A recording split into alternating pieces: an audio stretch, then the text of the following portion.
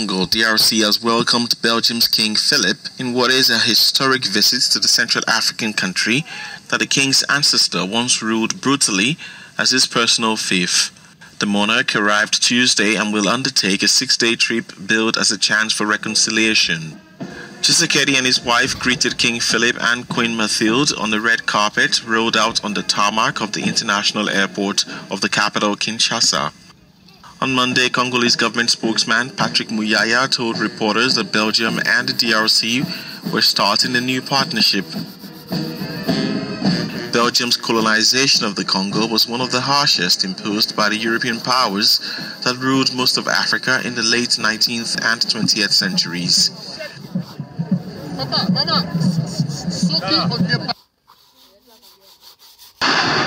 Scenes of heavy fighting in North Kivu, Eastern Democratic Republic of Congo, DRC, where clashes between the M23 rebel group and the army have displaced tens of thousands in recent weeks.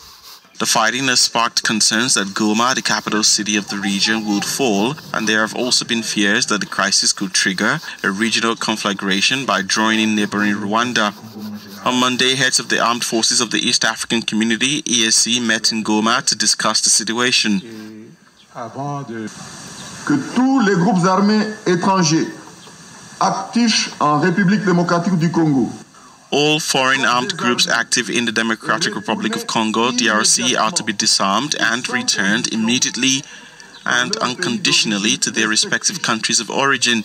Otherwise, they will also be considered as negative forces and be subject to military action by the sub-region East Africa Community.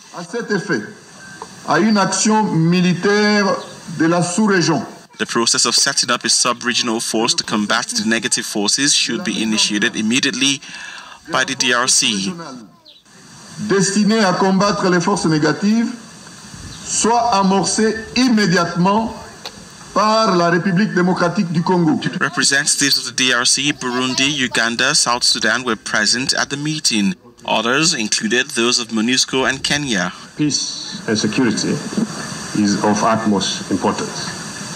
And this is the very reason we are meeting here to find solutions to peace and security in this part of the Eastern African region.